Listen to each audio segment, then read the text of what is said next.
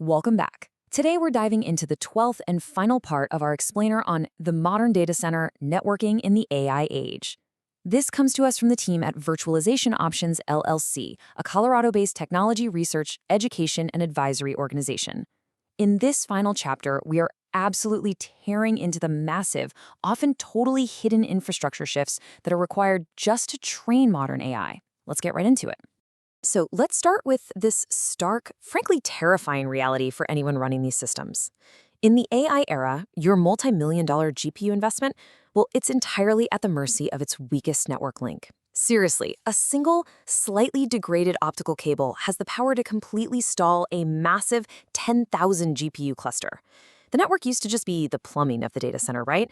Now it is absolutely the primary bottleneck. Which brings us to Section 1. Legacy Network Crisis, the three-tier mismatch. To really understand how AI breaks our networks, we actually need to look backwards at how we used to build them. Think about our baseline. It starts with the birth of Ethernet at Xerox PARC way back in 1973, and get this, it was running at a quaint 2.94 megabits per second.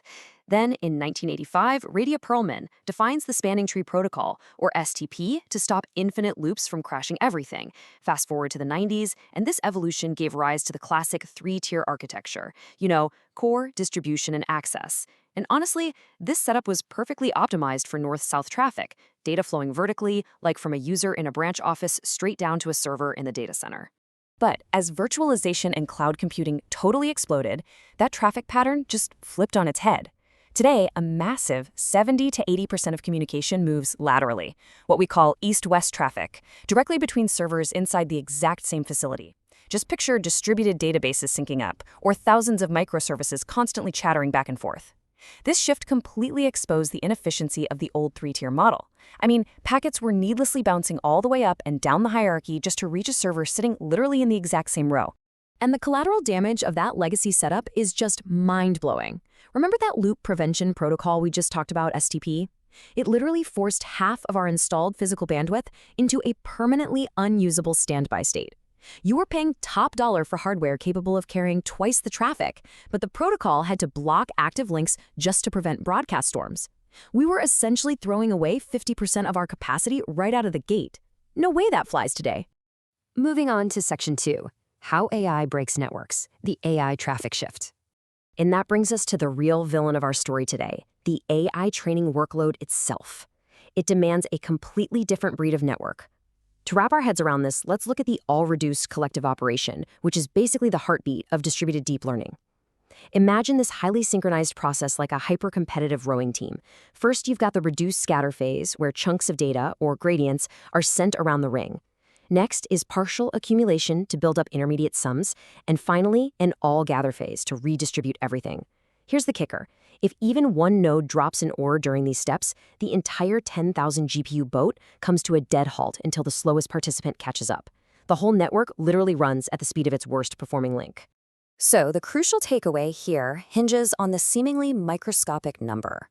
A tiny 0.1% packet loss rate during an all-reduced collective, that can actually degrade your total cluster-wide GPU throughput by an astounding 10 to 30%. In AI training, traditional best effort Ethernet just doesn't cut it anymore. A single dropped packet means incredibly painful retransmissions and highly expensive GPUs just sitting idle. Lossless transport isn't some nice-to-have luxury here. It is a completely non-negotiable requirement. Oh, and it gets harder. This network doesn't just have to do one thing perfectly. It has to serve three wildly different traffic patterns all at the exact same time. You've got DAT parallelism, which requires massive bisection bandwidths for syncing those large gradients. Then there's tensor parallelism, demanding ultra-low latency, usually handled by intranode fabrics like NVIDIA's NVLink. And finally, expert parallelism, used in mixture of experts architectures, which creates this highly unpredictable all-to-all routing across the fabric. Pulling off all three without one degrading the other, it is a monumental engineering feat. All right, Section 3, the hardware frontier. Optics and ASICs. So how are we fighting back against this bottleneck at the physical layer?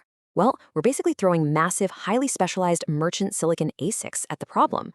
Take the Broadcom Tomahawk 5 chip, for example. It is pushing a staggering 51.2 terabits per second of aggregate switching capacity. To put that in perspective, that's 512 ports all running at 100G. providing the insane raw forwarding horsepower required to keep these data-hungry AI models properly fed. But because of these blazing speeds, the physical hardware is undergoing a rapid evolution. We started with passive copper in the 10G era, then moved to pluggable optics for 400G. But now, at modern 800G speeds, high-frequency electrical signals die out incredibly fast in copper. We're talking a maximum reach of just half a meter. Because of this physics problem, we are forced to integrate co-packaged optics, or CPO, directly onto the switch package. We have to do this just to survive the strict power budgets, and it actually cuts per-port power consumption by about 30 to 40%.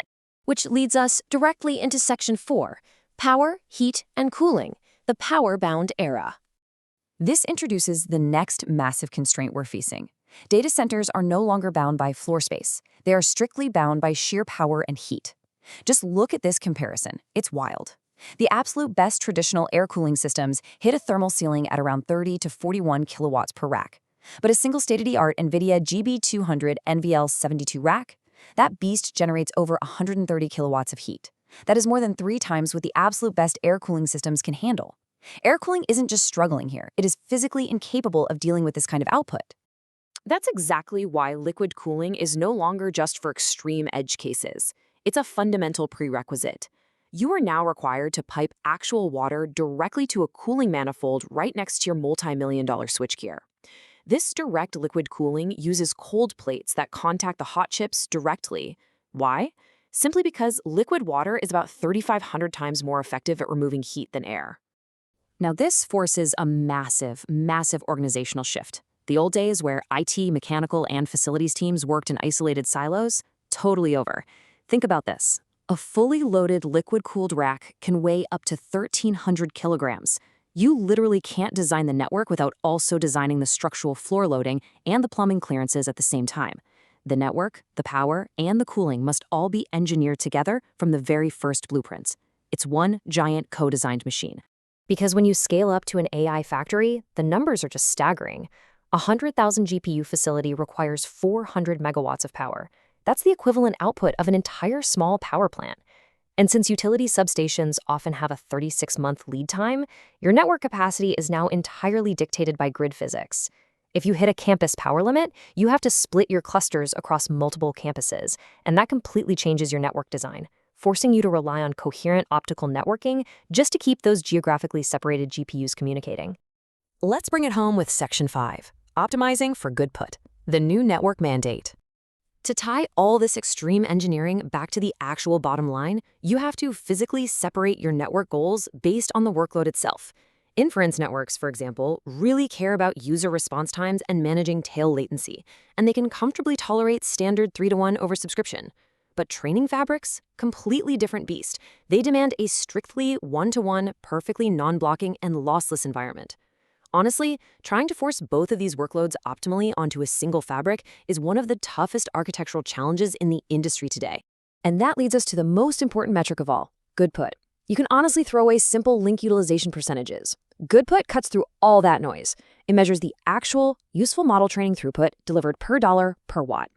It's the true measure of network efficiency that actually drives business value. Think of it this way. If your network stalls, those insanely expensive GPUs are just sitting there idle while still drawing maximum power. Your network isn't just a basic transport layer anymore, it's a co-equal performance system. Optimizing your network to maximize good put is quite literally the act of recovering lost revenue. It's how you ensure your massive GPU investment actually delivers the value it promised. So, to survive the upcoming 2026 architecture inflection, there is a clear action plan. First, you must audit your oversubscription ratios. Second, prepare for that inevitable migration to co-packaged optics. Third, embrace Open Ultra Ethernet Consortium standards. And critically, you need to ditch that old 5-minute polling and upgrade to sub-100 millisecond streaming telemetry so you can actually catch the microbursts that ruin training collectives. And of course, as we mentioned earlier, you've got to unify those IT and facilities budgets. I'll leave you with this final thought to ponder. The network engineer is officially the new architect of AI infrastructure. Will your architecture be ready for the 2026 co-designed paradigm, or will your network remain the bottleneck that literally starves your AI? What steps are you taking today to unlock your hardware's full economic potential? Thanks so much for joining us for this 12-part journey, and we'll see you next time.